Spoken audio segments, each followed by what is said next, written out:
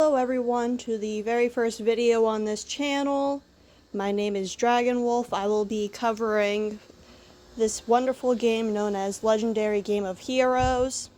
It is a match 3 game where you take teams of 5 to try and beat different scenarios. Most of them are your regular missions, some of them are Slayer events. I'll cover all of these in future videos. For right now, I just want to take a very quick look at our brand new event deck, one that we will be able to use in approximately 8 hours, and give you all a couple quick tips on how to build teams if you're a free-to-play player, a low spender, or a mid spender and you are unable to get this deck. There's actually a lot that this vault can show you, but even if you can't get it. Most obviously, it tells you what the killer is. Right now, we are going to be having an Immortal Killer event. Obviously, it's a water event, Slayer type. Now, if you look at the Master card in the Ultra Rare, go on this guy for just a second. Fish guy, very nice. You can actually see what all the bosses are going to be using for buffs and debuffs. The Ultra Rare and Master card will always be dispelling these two buffs. So right now we have the Ultra Rare open. He counters poison, so we'll be seeing poison from the bosses. It's an annoying debuff for new players. It slowly drains your health each turn. If you have a very high health team, it'll obviously do a lot more damage to you. It's proportional to your health. You want to try and keep that dispelled at all times. Master card. Shark Boy. He dispels dodge. For people who don't know, dodge allows bosses to be able to avoid taking damage. It is extremely annoying. It's one of my least favorite debuffs to run against. Definitely try and keep that countered at all times. Now, you get these two heroes. You can either try your luck with the vault and get them, or save up your season choice coins. You get those just from opening up the packs. We get obviously a free copy of the support card. Usually the support card will have the same debuff as the Ultra Rare. They'll both usually counter the same exact thing. In this case, poison. Once you get it up to 5 stars, you can get different cards. Usually these 6-star cards will actually give you another coin, which can be very good, especially if you are a free-to-play player. Some of the cards are actually pretty decent. Once in a while you'll see very nice ones. Not often. So that's most of the information that you'll see for free in the vault. Help you build your teams. You can use what you know that will be showing up for debuffs to find other cards that counter those. So for example, with the poison debuff, you can find any one of your characters that actually counters poison. I'm on a new account. I might not have any right now. Let's actually check. You would come to sort heroes, counter skill. Looks like I actually have people. Now, if I wanted to counter poison, I could put any one of these characters on my team. Obviously, the higher the stars, the more likely they are to actually counter it. Wardens are the best counter cards, but if you get the event deck, obviously run with that instead. Very brand new account here.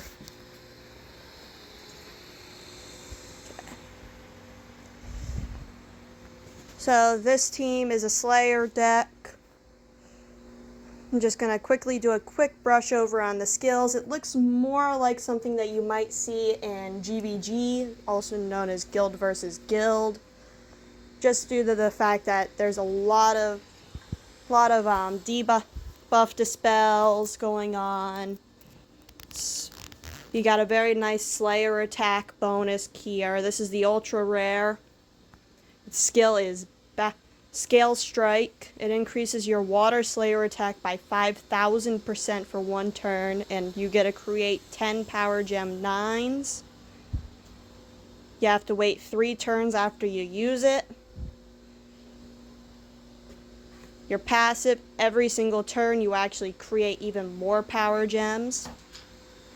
This is very nice. This gives you the ability to where every 3 turns you'll have a massive attack, but every single turn that you have, you'll have tinier attacks.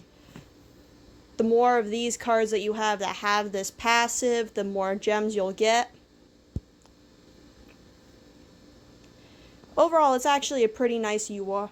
I'd probably save up coins just to get it, depending on if I get it in the vault. I'm only doing 1 hit because I'm saving for a different team. So this is the Master card. His battle skill is Level the Playground. He dispels 1 enemy buff and cleanses 1 debuff from all Water Slayer heroes. Again, you have to wait 3 turns for this.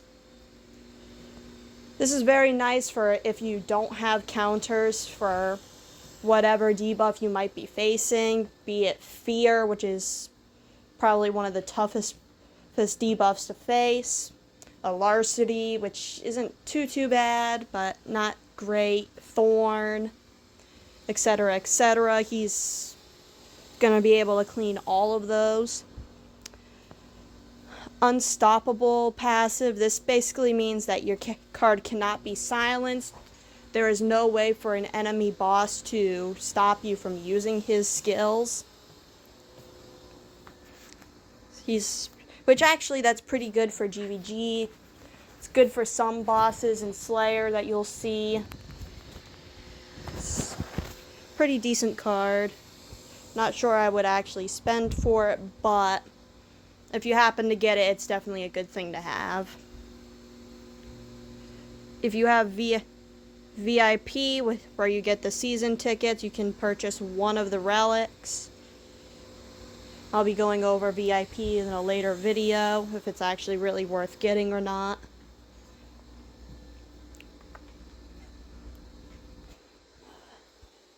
We'll go over those in a second. This is the support card. His skill is Ocean Swell. It upgrades 12 water power gems by 1 rank.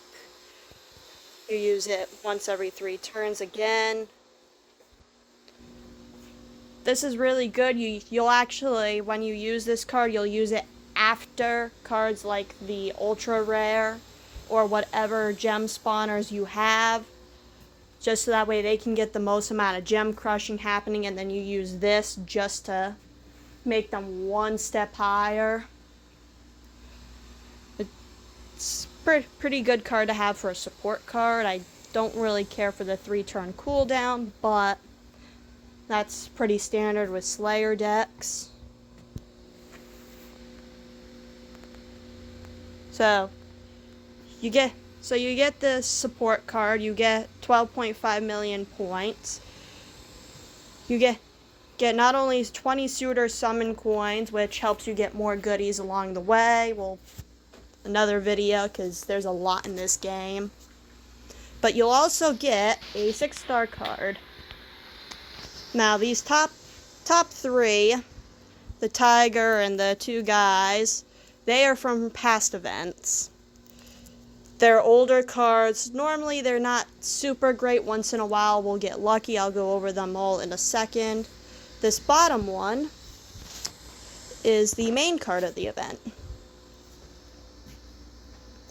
And their skill is to upgrade 5 power water gems by 1 rank and increases your self damage by 150% for 1 turn. Cooldown is, of course, 3 turns, like everything else in the deck. Pretty standard. It's not a bad main card. It's a little lackluster, kind of not a very fun team so far, but not bad.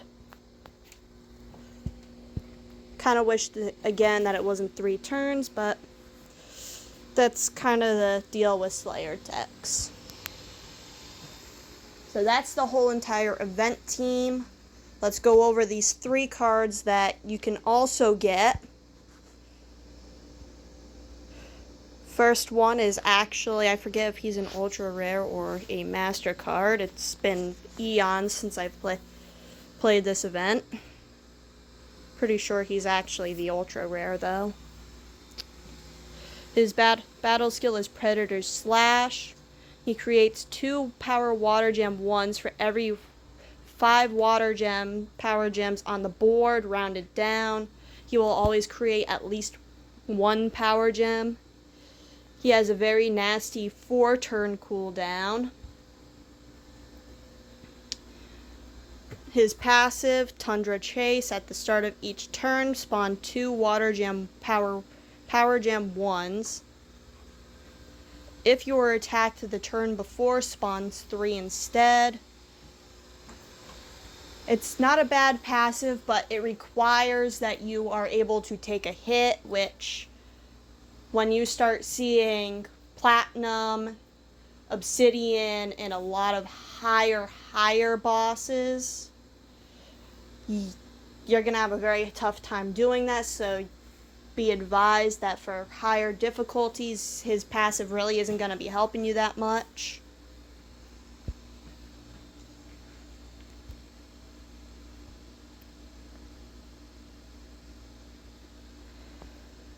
Okay. Next card, again, nice 13x boost. Creates 4 water gem power gem 2s and increases your chaotic killer attack by 30% plus 3% per 10 chaotic killer intensity for 1 turn. This is actually from the very first generation of Gen 3, where chaotic killers actually generated what was known as intensity.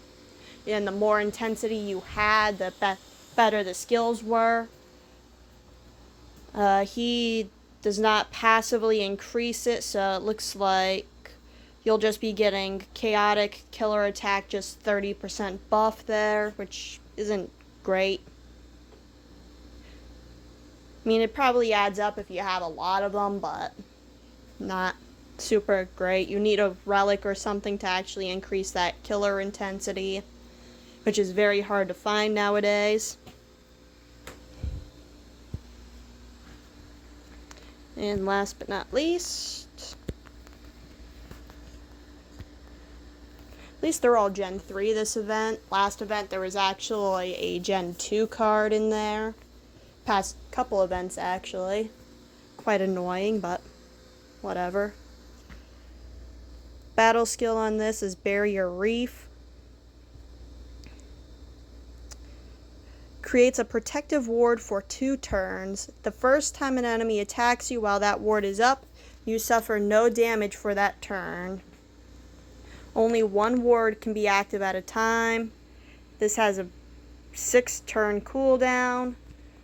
You can tell that this was definitely an older Gen 3 card because all the immunity cards of that time actually had very long cooldown rates. You were usually dead by the time that between you using the first time and waiting for it to be activated the second time.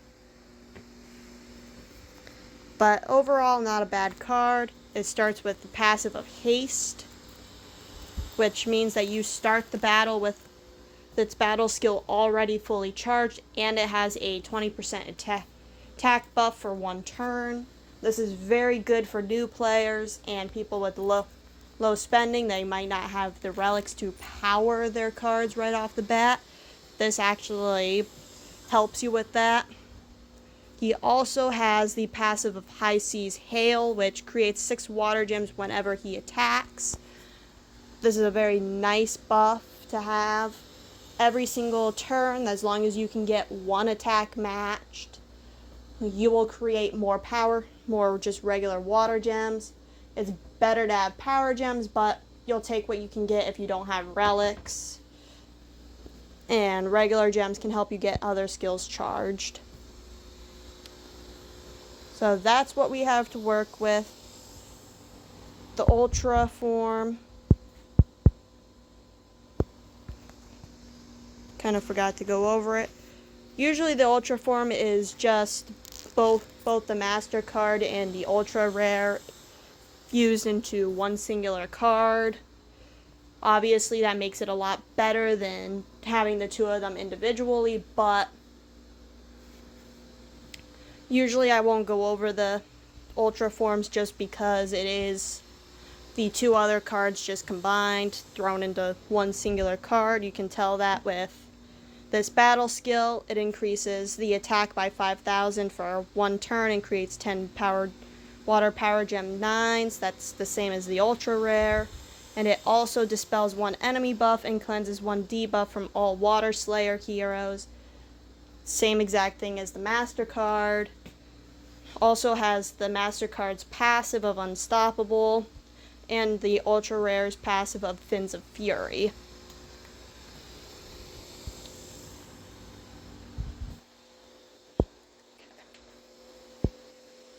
Try and back out of this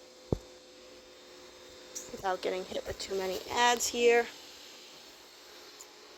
Now, the other thing I really quickly want to go over for new players and free-to-play players is a nice little tip on how to get into a nicer league that maybe doesn't have as many high-spending players and as many really competitive players, and that is...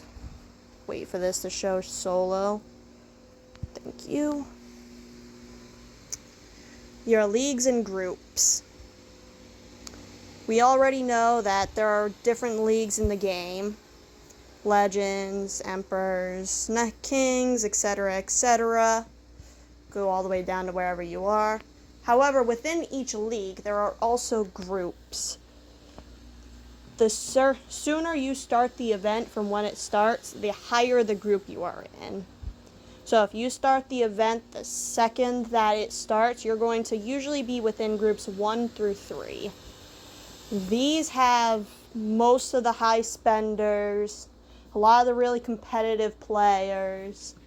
Basically, everyone who has the event deck or feels really confident in their deck is going to be within these 3 groups. So if you are a free-to-play player or a low spender, you didn't really get the deck, you don't have much to really work with, wait a couple of hours after the event starts, or even wait until the following day, and you will be placed in a much lower group. I actually had this previous event deck, which is why I'm in group 3, as you can tell from the screen here. So I started right away, but let's say, for example, my Light Slayer event. You can see what my deck was. I didn't make any changes from the event to now. You can tell I clearly didn't have much going for me. I waited about 5 hours and I was in a much lower group and I didn't do too bad. Not great, but not bad. So always keep that in mind, that when you start definitely has an impact on who you'll be facing. There's guild strategies revolving around that as well, but guild strategies will be in its own entire video. I wish everyone the best of luck. I hope they enjoyed this video. There'll probably be a lot more coming. There might be another one within a couple of days, just going over the Slayer event a little bit and a couple of solo player strategies and guild strategies for that. Because Slayer is one of the main events of the game. But until then, I hope y'all have a good one and stay legendary.